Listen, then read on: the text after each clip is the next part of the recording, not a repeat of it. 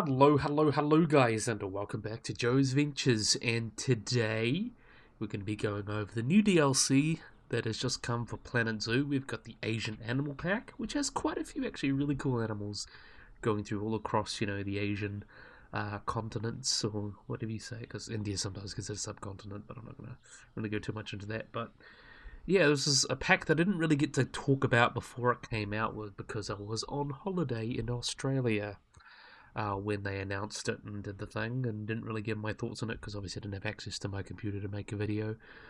But yeah, sorry about that. But there's always a knack of timing for these things. But I'm going to go through all the animals released as well. So the pack comes with 7 new animals and 1 free animal, exhibit animal that we've gotten there. So we'll start with that one and then go through the rest of the pack. I'll give my thoughts a little bit as well on seeing the animals there. We've actually, just before we start, going a little overview. Really liked a lot of these picks here, like the honey badger and things like that. It's a bloody cool pick, and a lot of cool Asian ungulates that got some love. Especially one of my favorite animals that is actually going to be covered in this episode. So this will be split into 2 parts. The first part I'll be going over this side, and then I'll be going over that side. So we're going to get started with the new free species that came with the update 20. We have got the Malabar Rose. So let's have a look at these guys. This is a type of butterfly. Really, really beautiful animal. I wonder if that's actually a bit of variation. No, I think they're all the same. So this is Pachypalda pandiana, or the Malabar Rose, or it's got a very long name, the Pandiana's Malcrovori macron with white stripes. So I'm not going to call it that, just going to call it the Malabar Rose. So these guys are a type of swallowtail butterfly that belong to the genus Pachyleparda, and is the rose or red-bodied swallowtails. So you can see they kind of get their name from that, and kind of get their name from the spots. So they're an important endemic species of butterfly native to South India. So they were earlier considered a race of another species that was found in Sri Lanka. But these guys are quite similar, but they have slightly different patterns. They do resemble the common rose a lot, but they can be differentiated by the much larger white patch on its hind wings. So these guys tend to have a smaller, I think you see it, Patianda, this is the one here, the white patch is quite a bit smaller, and the common rose in this guy, so that's the main way to tell them apart. Also, they've got like a little bit more reddish colour to them, which just makes it rather beautiful. Red is one of my favourite colours, so it always looks rather nice. So in terms of their range, these guys are found in southern India, and they do not associate much with the common rose, which it resembles. They're also found on the western slopes of the Nilgai and elsewhere on the Western Ghats. And the Malabar Rose entirely displaces them than most abundant butterflies. So that's very interesting as well. So they are considered uncommon as a species, but they're not considered threatened. They're just kind of considered naturally uncommon, but not threatened.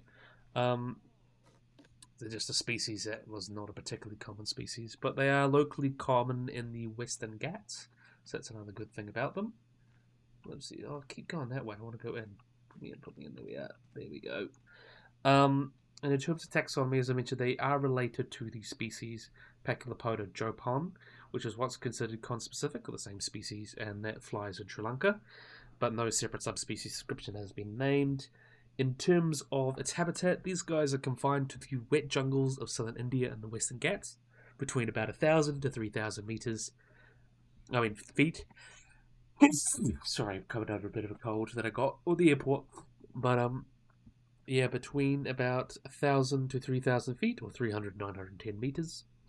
And in terms of habits, they tend to the flight of this butterfly resembles that of the common rose butterfly, as we mentioned before. Early in the morning till about 10 a.m, it keeps low and feeds from flowers, usually those of the Lantana genus. Then later that day it flies high and it's difficult to capture.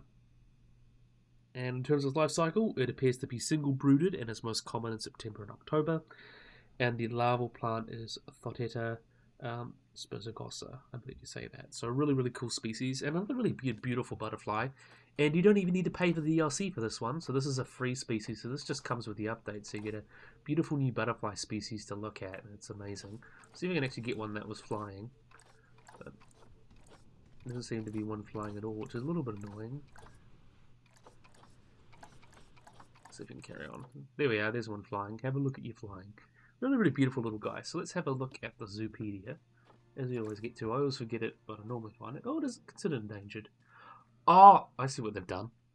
The Malabar Rose. I think they got the wrong species. Okay. The Sri Lankan Rose. So that's the Indian one. Okay. I got the wrong species there. No, that's just the Sri Lankan Rose. So that's alright. Well done, Jopan. Oh, yeah, there's actually more information on that one than the other one, but they're very similar species. So that's the wrong species.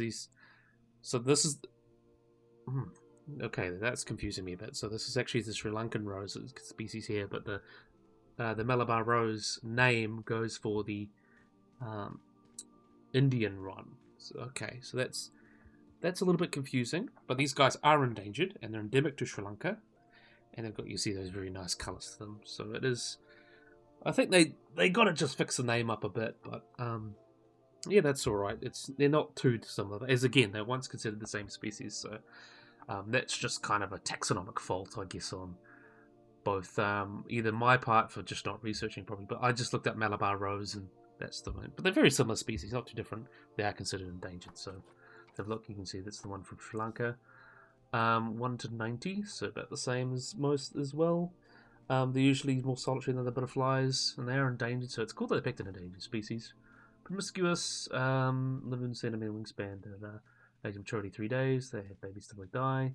3 to 6 babies per mating event, gestation 0 months, only 1 mating event per life cycle, or per lifetime, and average in captivity. Let's have a look. The Malabar Rose was considered a subspecies of the Crimson Rose, which is a related, more widespread species of butterfly in the same genus. The genus name Paculipo comes from the Greek roots of thick and appearance, and the striking bright coloration of the Malabar Rose are a form of aposematism, aposematism, which is a way of communicating to predators that an individual is toxic or inedible. So basically, the way that they use their colours and say, "Hey, don't touch me, don't eat me, I'm poisonous." Basically scares them away. So as caterpillars, the Malabar Rose feeds on toxic plants, such as from the Ascholitho genus, which makes it unpalatable to predators, and this toxin has remained even in adults after emergence, so that's what protects them. And the species first described by 1853 by John Edward Gray, who was a British zoologist. So yeah, everything about it says that it's the Sri Lankan rose, but the Malabar Grey is a name that refers to the Indian one. So I guess that's kind of confusing there. But both are cool, very similar species in that regard. Just different habitats and things. So I guess that'll be something for Frontier. I think they should probably change it. Instead of calling it the Malabar Rose, they should probably call it the Ceylon Rose or the Sri Lankan Rose. That says a little bit more about them. I might actually make a little point about that sometime, but yeah, that's alright. And they share enrichment with all these guys. Yeah, really cool species, even though it's not the true Malabar Rose. Very honestly, I guess they're pretty similar in that regard, so I'm not going to worry too much. But yeah, really, really cool. Like the cool little species, and it's all free as well, so it's free. So you guys, if you don't even buy the pack, you still get that. But here we're going to some of the paid animals, which I'm quite excited to talk about. Because a lot of things I've covered as mods, of course, before, but it's nice to actually see them in the game. Here we've got the Blackbuck. So a really beautiful Blackbuck. It looks amazing. So the Blackbuck, also known as the Indian antelope, they're a medium-sized antelope that are native to India and Nepal. They typically inhabit grassy plains or lightly forested areas with perennial water sources, so permanent water sources. So they typically stand up to about 74 to 84 centimeters, or about 29 to 33 inches high at the shoulder, with males weighing between 20 to 57 kilograms, or about 44 to 126 pounds, with an average about 38 kilograms, with females being a little bit lighter, weighing about 20 to 33 kilograms, or 44 to 73 pounds, or about 27 kilograms on average. One of the main differences you can see between males and females, they've got this dark color, but they've also got, the males have got 75 to 75 centimeter, about 14 to 30 inch long corkscrew horns, with the females occasionally develop them, but not very often. The white fur on the chin and around the eyes is a sharp contrast to the dark back, with stripes on their face as well. And both sexes have a two-tone coat, with the males having a much darker one, you can see there, and the females are much lighter, where it kind of gets the name the Blackbuck. You know, that's where it kind of gets its name. Females also feature a more prominent horizontal white stripe in comparison to the male, but we'll have a look at her soon. With the fawns, being like a yellowish fawn to tawny colour, just being a bit more beige than the males.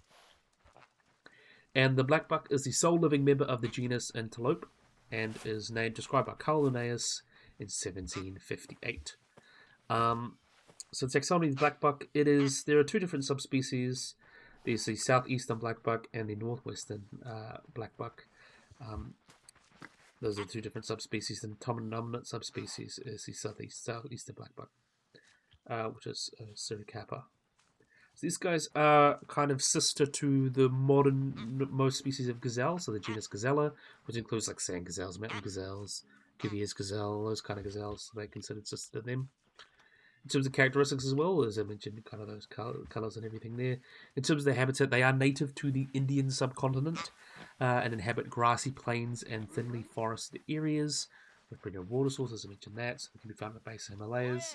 Today, they typically are largely confined to protected areas, though, but they like areas in large woodlands and lots of water.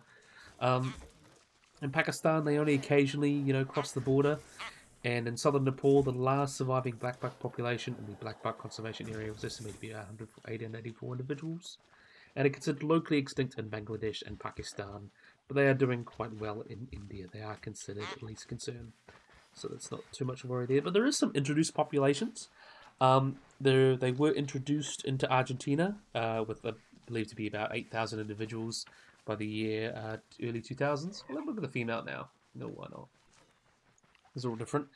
Was early 1900s. They were introduced to Western Australia and have been seen in Victoria and things like that.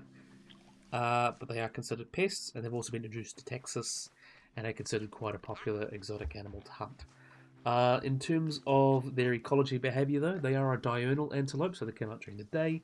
They are less active at noon when the summer temperature rises, and they can run at up to 80 kilometres per hour, or 50 miles per hour. Group size, though, tends to fluctuate depending on the availability of forage and the nature of the habitat. Large herds have an edge over smaller ones, in that danger can be detected faster, though individual vigilance is lower for the former. Large herds spend more time feeding than small herds, and a disadvantage of large herds, though, is that travelling requires more resources, and herd size typically reduces during the summer.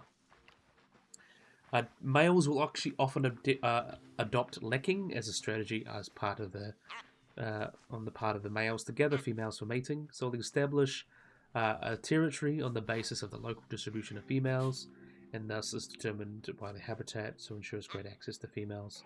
The average male would have defend resources in their territory, which can be between 1.2 to 12 hectares, or between 3 to 229 acres in size, with these territories being marked by preorbital glands and interdigital glands, secretions, feces, and urine, so they make all of these secretions to mark their territories. While other males are not allowed within these territories, females can go through and fro and don't really matter to them. The males can attempt a mating with visiting females, and licking is a demanding strategy, and the males often get injuries, and thus a tactic typically adopted by strong dominant males, where males might either defend their mates or try to forcibly copulate with them, but weaker males might choose the second method of, just trying to rape them, pretty much.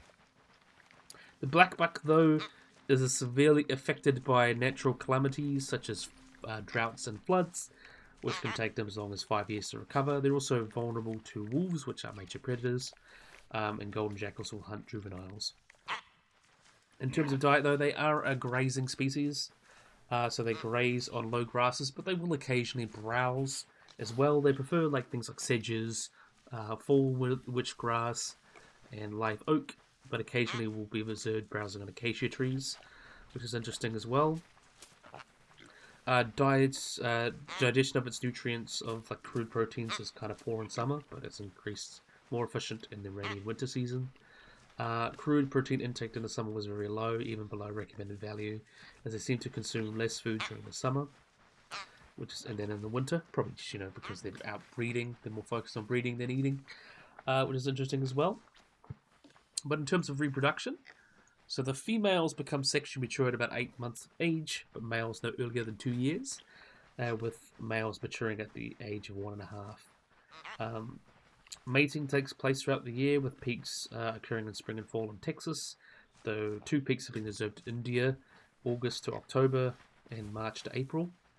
Raccoon males, as we mentioned, will kind of vigorously defend their territories, so they will give out loud grunts and engage in serious head-on fights and pushing each other with their horns, with aggressive displays consisting of thrusting their neck forwards, folding its ears and raising their tail. And dominant male will pursue the female, and then she smell her urine using a phlegm response, and then kind of, they mate. So in terms of the little babies here, so gestation typically lasts... Oh, no, we'll have a look at it here. So look at this cute little guy. Gestation will typically last about 6 months for these guys, after which a single calf is born. Newborns are a light yellow, with infant males may having a dark patch on their head and neck. The young are born precocial, so they're pretty much ready to run right out the box, and can stand on their own soon after birth. Females can mate again after a month after giving birth, and juveniles will remain active and playful throughout the day, with juvenile males turning black gradually and then darkening quite noticeably after their 3rd year. And their lifespan is about 10 to 15 years. So in terms of their threats, during the 20th century, due to deforestation, habitat degradation, and excessive hunting, their populations declined quite sharply, and some blackbucks were killed illegally, especially when they were considered to be sympatric with Nilgai, or found together.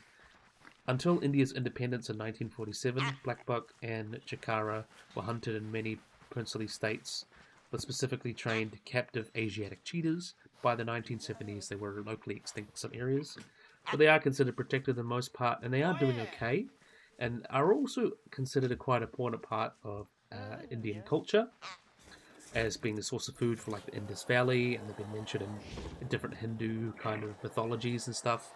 So they are quite important culturally, and they are doing as okay. As I mentioned, they are considered least concern, but they are hopefully some more efforts to reintroduce them back into areas where they used to live. Yeah, really awesome model. I gotta say, it's amazing.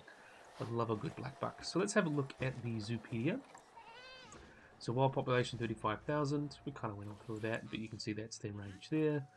Dominant group size 3 to 10, so 1 male, 9 females, makes sense. Same there. Males with the largest horns secure best territories and largest harems. Sounds about right. Polygamous. Matrilineal, so mature males related to alpha become outsiders. Relationship to humans, they are shy and get softly from them. 79 centimeters at the shoulder, 72 centimeters, that was about right. 14 years, about right too. Males a little bit bigger, we already mentioned that. Age of sexual maturity, about 1.5 years, about right. Kind of averaging the both, because as you mentioned, females mature much earlier. Babies till they die, 1 baby per mating event, 6 months for incubation, into birth as well. That's easy. So yeah, that sounds about right. So there are 2 subspecies of blackbuck, as we mentioned, and can be told apart by the rings around their eyes and the stripes on their legs. Blackbucks have a scent gland on their hooves, which are kind of the interdigital scent gland or glands, which can be used to scent mark and allow herd members to find their group again. Blackbucks are primed to notice danger. Depending on the predator they spotted, they will run further differences and run the furthest for cheetah, their fastest predator, which is sadly, mostly extinct in India. The horns of the male blackbuck can grow up to 75 centimeters long. We mentioned that. And the scientific name for the species, cervicappa, comes from the word deer or cervus and goat kappa. So basically, it's the deer goat. Which is really cool. And in terms of enrichment, what do they share it with? Indian rhino, Nilgai, which we'll cover next time, and wild water buffalo. So that's quite cool. Yeah, another really cool species. Definitely a big fan of these guys. Wonderful, wonderful, wonderful. So next up, this is actually one of my favorite animals. I do love these guys. We have got a really cool species that is considered extinct in the wild. We've got the Père David's deer. So a really cool species. To me, it just looks like a Dr. Seuss animal. It just looks amazing. So, this is the Père David's deer, also known as the Merlu. So these guys are species of deer that are native to the subtropical river valleys of China, and they have a very interesting conservation story that we'll get into. So they are native to the Chinese region. They were believed to have first appeared in the Pleistocene, and lived in the Holocene as well. And in terms of their name, the species deer was first made known to Western science in 1866 by Amar David, or Père David, who was a French missionary that was working in China, and that's where they kind of get the name from. So the Père David's deer reaches a head to body length of about 1.9 to 2.2 meters, between 6'2" and 7'2", and stands about 1.2 meters or 3'9" at the shoulder.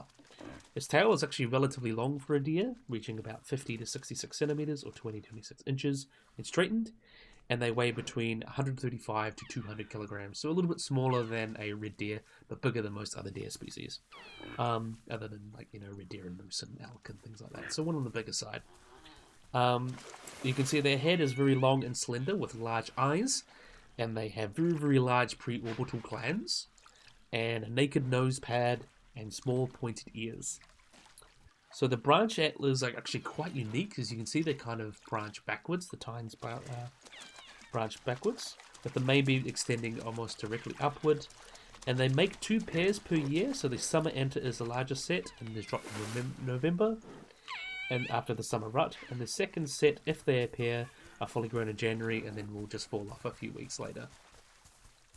So the coat you can see is also a kind of a reddish tan in summer, and then changes to kind of like a duller grey in winter, with long wavy guard hairs being present on the coat throughout the year, with the coat being woollier in winter. There is also, you can see a little bit of a mane on the neck, you can see going on there, and the throat, and a black dorsal stripe running down the cervithoracic spine. The tails are mentioned about 50 centimeters long with a dark tuft on the end, and the hooves are large and spreading and make clicking sounds as in reindeer when the animal is moving. And they are also what really makes them apart, and you can see part of their needs as well. They do need to actually swim in water because they are semi-aquatic. So they swim quite well, spending long times in standing in water to its shoulders, and even though they're predominantly a grazer, they often will supplement its grass diet with lots of aquatic plants in the summer. So in terms of their anatomy, they're most similar to other deers. They have mechanisms that allow them, they have the similar reproductive physiological mechanisms of other deer living in temperate latitudes, and it allows them to live in high latitude environments. The reproductive behavior of stags different from hinds, so they have rutting behavior that involves urine sniffing and things like that. And communication behavior includes preorbital gland marking and the spraying of urine. And the stag generally begins to rut before any signs of female sexual behavior. So in terms, we'll have a look at the babies, so that the babies will let them have a little bit of a sort out. So let's have a look at these guys. So gestation for these guys is typically about 9 months, or roughly about 280 days. The single offspring being spawned, but sometimes rarely twins. The gestation period is typically longer than any other deers besides the roe deer, so they have quite a long gestation. And they're often considered seasonal breeders because 3 out of 4 calves are born during April in captive European populations. And the breeding season is 160 days, where the mating season is usually between June and July.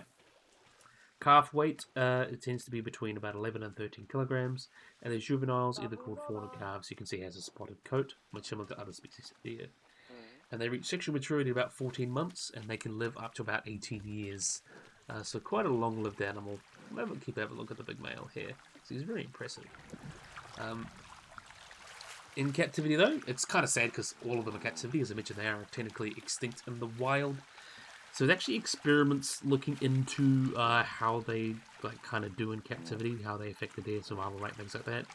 In a large area with a few Père David's deer and one with a small area in high concentration, they found in captivity it's best to keep these deer in large open areas with adequate space with a reach amount of individuals, as kind of makes sense. The stress and limited space, they have different patterns.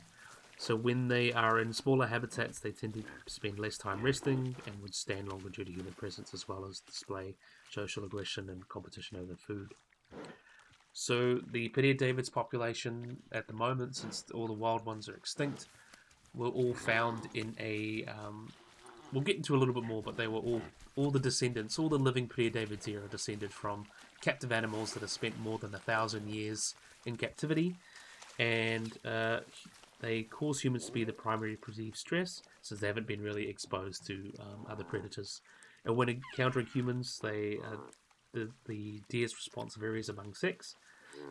Female-only groups having a lower degree of caution compared to male-only groups. It's hypothesized that the presence of a single type of threat may be sufficient to maintain anti-predator responses during rutting seasons. But historically, when they were wild deer, they were believed to have been preyed upon by tigers and leopards. Although they no longer encounter these guys' captivity, they have been experimenting with images and stimuli related to these big cats, and the deer seem to instinctually react to these guys with a cautious predator-prey response, typical of wild deer. So even though they've been in captivity for 1,000 years, they seem to know, like, okay, that's a tiger and we don't want to go anywhere near them. So that's good to know, especially when we're putting them in the wild. So in Neolithic times, we're going to go through the story of the deer. So in Neolithic times, their range extended across much of China. Archaeologists have found merlus in the Liao River and the Yellow and Yangtze River as well. And according to official data, now the total population of the species has exceeded 8,000 in China, being first class protected. There were 1985. They helped, did a lot of help to help the deer. So in the 19th century, the world's only herd belonged to Tongji, who was the emperor of China, and the herd was maintained by the Nanyang Royal Hunting Garden in Nahazi near Peking. And in 1895, one of the walls of the hunting garden was destroyed, and most of the deer escaped, and some of them were killed or eaten by starving peasants. So fewer than 30 remained in the garden, and then in 1900, during the Boxer Revolution, the garden was occupied by troops of the German Empire, and all the remaining deer were shot and eaten by soldiers, and then they were considered extirpated from northern China.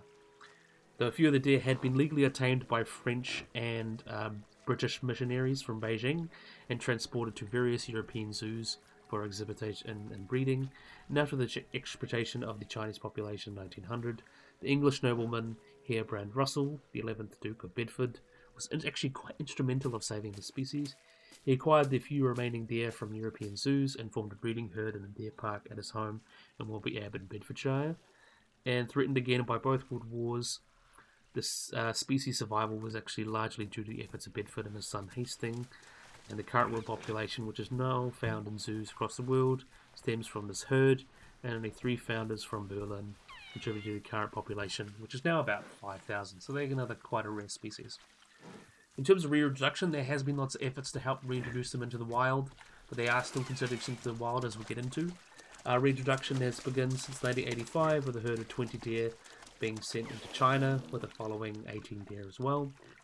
Both herds have been drawn from the Wharton Abbey herd and were donated by Robin Russell, who was the great-grandson of the 11th Duke, so he was the 14th Duke, has been helping them. So great instrumental in their conservation. And the population now in China exceeds about 2,000 in 2005. A second reintroduction was considered in 1986, where 36 deer were chosen and sent there as well. In 1903, another 30 deer were taken, and over time, they've kind of been reintroducing them. When the species was assessed by the IUCN in 1996 as critically endangered in the wild, under criteria the wild population is not individuals, but in 2008 they were considered extinct in the wild, and upon the status being updated in March 2016, it was clarified the species is extinct in the wild until the reintroduced populations show long-term viability. So any moment now, it seems they could come become, critically endangered and not extinct in the wild anymore. So that's always a win. But today there is about 53 herds of Père David's deer in the China. 9 of the herds consist of 25 or under deer, and the remaining herds have under less than 10 deer. Due to the small population size and lack of genetic diversity, it's expected, but in spite of the small population size, they actually do not suffer from a lot of those genetic bottlenecking issues, so they seem to be doing quite well. And they're hoping with being reintroduced to the habitat, they could do alright, but they do face many problems. They could definitely face issues due to, relaxed selection and reproduction with no environmental pressure has taken place in these deer due to captive breeding. And they could have lost, their predator avoidance. And it's possible, they could have issues like that, or unable to retain a parasite defense behavior like grooming. So if a population is introduced with no protection against tick infection, they could potentially face major problems. but they also may confuse other predators such as tigers since they're not adapted to them. But a study was done on members with steep captivity where they used sounds of wild tigers roaming and domestic dogs barking, and the tears did not respond to the barking of the dogs, but they did respond to the tiger, so they seem to maybe have some instinctual issues with that. And they have been known to hybridize in red deer in New Zealand, so that's cool to know as well. Though in terms of their cultural significance, according to Chinese legend, when the tyrant King Zhou of Shang ruled the land for more than 3,000 years, a horse, a donkey, and an ox went to a cave, and they came to, on the day the king executed his minister Gang, the animal awoke from the meditation and turned into humans. So there's a little bit there, and then kind of out that became the Merlu. So yeah, really, really cool little thing there. So let's have a look at the species Superior. Superior David's deer, one of my favourites. It's the wild population, 10,000 in reintroduced, semi-wild, and national parks and reserves. So there's still quite a few of them, which is good. So you can see that's kind of where they've been introduced to at the moment, but their range would have been a lot of China. Group size 3 to 9, so 1 male, 8 females. Spectral herds pretty much the same. Male dominance based on age and antler size. They are polygamous, matrilineal, so mature males are outsiders, neutral, and guests flee from them. So they're quite a big deer. They're about 1.2 meters at the shoulder for males. Females are a little bit smaller. 20 years, no, that's about right. Males are a little bit bigger, 187 kilograms. Females, 162 kilograms. Age of sexual maturity, about 3 years. Babies till they die. 1 offspring per mating event, 9 months gestation period, 2 months interbirth period, and easy to breed in captivity. Seems to be. So when it's during the breeding season, male Père David's deer will practice antler adorning, where they decorate their antlers with plants of single dominance. That's quite cool as well. The Chinese name for Père David's deer is Ji Pu Zhang, which means none of the 4, because it has a donkey's tail, a camel's neck, a cow's hooves, and a deer's antlers. Père David's deer was extinct for the wild for 800 years before captive bred individuals were used to establish a reintroduced population in the formal range. Père David's deer shed their antlers every year in December to January and regrow them for May for the breeding season. And Père David's deer are semi-aquatic and spent a lot of time wallowing and feeding in rivers. So yeah, little facts like that. And they, for some reason, like to hang out with the tarkin, even though they're not related to them at all. But yeah, definitely really cool species. I love Père David's deer. One of my favourites. So I'm really glad this guy managed to officially get into the game. And look at those beautiful antlers there. It is amazing. Definitely a big fan. So, for our last one for part 1, we have got here, next up we have got the honey badger. So let's have a look at the little honey badger there. So, look at these beautiful guys. Honey badger. I love a good badger. So the honey badger, also known as the ratel. These guys are not exclusively found in India, or Asia. They are found across Africa, southwestern Asia, and the Indian subcontinent, and they're the only living species of their genus Malabora and the subfamily Malaboridae. You can see they've got a fairly long body and a thickly set broad back, so that's quite cool about them as well. They got their scientific name from Johann Christian Daniel von Schneiber in 1777, who found a badger skin from the Cape of Good Hope and described it as well, its own genus and species and even family. And its name in Latin means honey eater, and Cape Ensis refers to the Cape of Good Hope, where it came from. But as I mentioned, they're quite a wide area. And there is quite an interesting evolutionary history for these guys. They first appeared in the Middle Pleistocene of Asia, with a number of extinct relatives coming back to late Miocene, which is quite cool. There are 16 different subspecies, but I doubt most of them are actually consistent true now. So you can see fairly long body with like a distinctly thick set and broad across the back. Loose skin. It actually allows the animal to turn freely within it, which is quite cool. The skin of the neck is about 6 millimeters thick, which is an adaptation for fighting conpacifics or fighting each other. They have a small head with a short muzzle, and their ears are small, and their ears are a little more than ridges on the skin. So they've got small ears, almost very like weasel-like regard. They also have short to sturdy legs with 5 toes on each foot, and they are partly plantigrade, as they have quite strong claws and very strong, that are short on the high limbs and relatively long on the forelimbs. And they can also quite good climbers, as you can see there. The honey badger, though, is the largest terrestrial mustelid in Africa. Adults measure between 23 to 28 centimeters, or about 9 to 11 inches in shoulder height, and about 55 to 77 centimeters, or 22 to 30 inches in body length, with the tail adding another foot or so to it, or 30 centimeters. Females are being smaller than males. In Africa, they get about 9 to 16 kilograms, or 20 to 35 pounds, while females weigh about 5 to 10 kilograms, 11 to 20 pounds. The average weight of a honey badger differs between areas between 6.4 to 12 kilograms and roughly about 9 kilograms on average, which puts it as the third largest badger, second only to the European badger and the hog badger, and the fourth largest mustelid, which is obviously the first one being the wolverine. So that's interesting as well. They have 2 pairs of teats, and they also have an anal pouch, which unusual along mustelids is visible, which is a trait that is seen in mongooses and hyenas. And the smell of the pouch is actually reported to be suffocating, and it may actually assist with calming bees when they raid beehives, which is quite interesting as well. The winter fur, as you can see, there's quite long. There's 40-50 millimeters, about 2 inches long on the lower back, and there's sparse bristle-like hair. And the summer fur tends to be a bit shorter, which is quite interesting as well. But as I mentioned, they have quite a wide range. They can be found across most of sub-Saharan Africa, from the Western Cape into southern Morocco, into Algeria, up into Iran, Western Asia, and the Indian Peninsula. And they've been known to range from sea level as much as 2,600 meters or 8,000 feet into the Moroccan High Atlas and 4,000 meters into the Ethiopian Bale Mountains. So throughout their range, are primarily found in deserts, mountain regions, and forests, but they can be quite variable in their habitat. In terms of their ecology, they are mostly solitary, but have been sighted to hunt in pairs, and they tend to live in the old burrows of aardvarks, warthog, and termite mounds. In Serengeti, the activity levels is largely dependent on the time of year, with the dry season being mostly nocturnal, but the wet season they come out mostly during the day, reaching its zenith during crepuscular hours. In India, though, they are found to be highly nocturnal as well, so it may just depend on where they are. They are also quite skilled diggers and able to dig tunnels into hard ground in 10 minutes. These burrows usually have only one entry and about 1 to 3 meters, or about 3 to 9 feet deep, with a nesting chamber not lined with any bedding. Adults control a patch of land as a home range, with females establishing a large home range that changes depending on the availability of food, and especially when she's very young, while males have much larger home ranges to have access to females that are in heat. And this often leads to the males' home range intersecting with up to about 13 females. Adult males have a range of about 548 kilometers squared, or about 212 square miles, compared to females average about 138 or 53 square miles.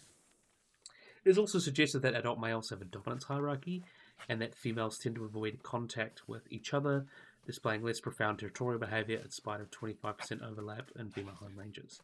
And they tend to mark these kind of habitats, these home ranges, or squatting, suggesting they may have an important form of communication using their anal gland for excretions, also feces and urine as well. They're quite famous for their strength and toughness. Honey badger don't give a damn. They are known to savagely and ferociously attack almost any other species when escape is impossible, reportedly even repelling much larger predators such as lions and hyenas.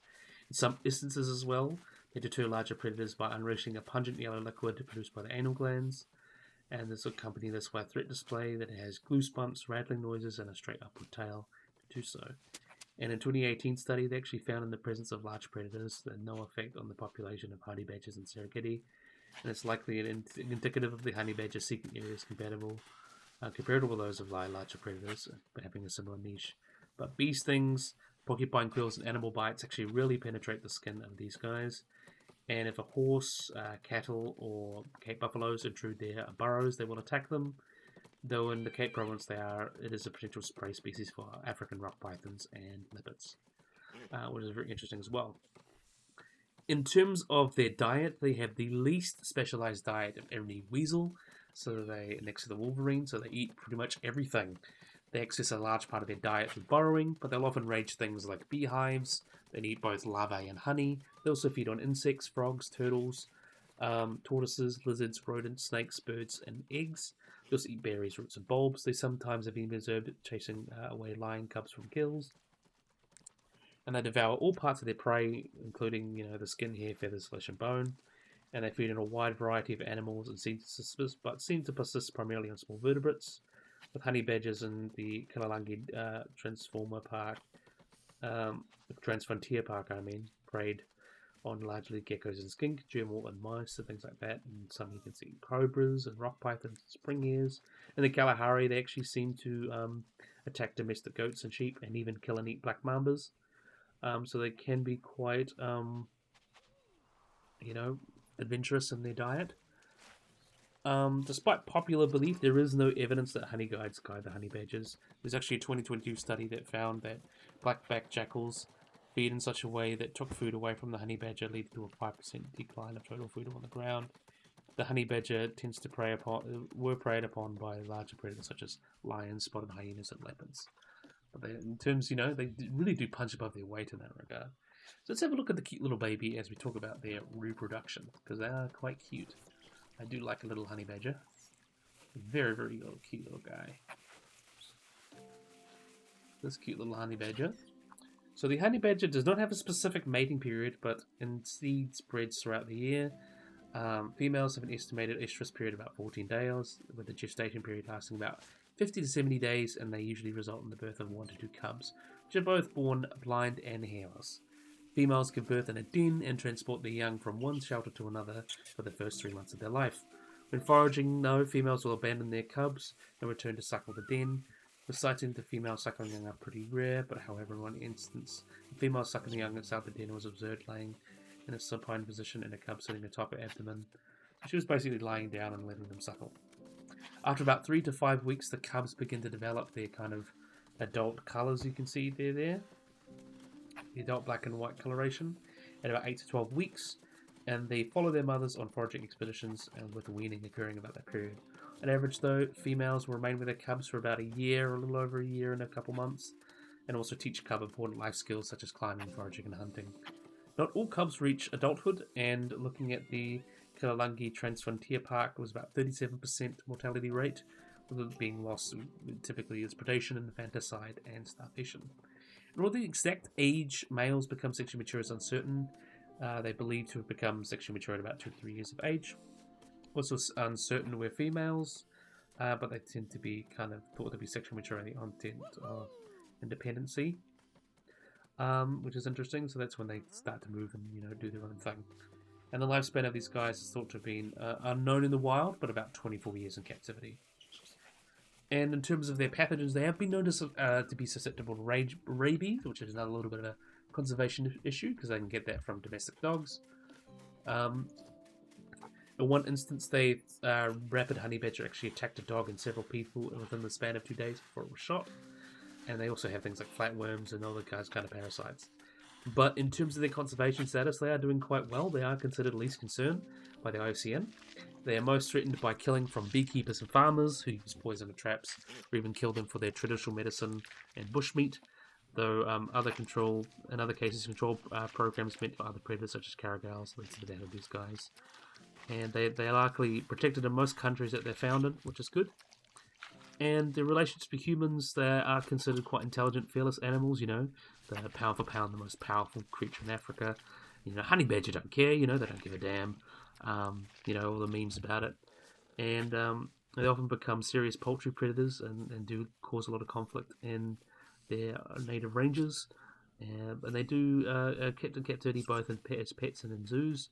They are easily to tame, and some reportedly ceasing the inflation of the anal glands as well. So they can be good pets, and they're very intelligent.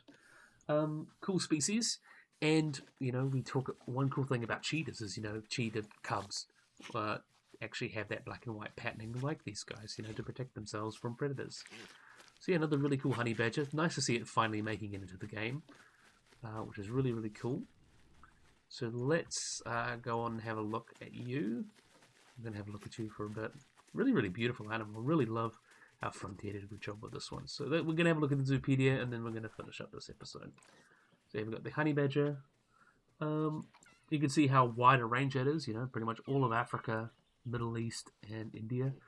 1 to 2, so basically solitary, but maybe a small group.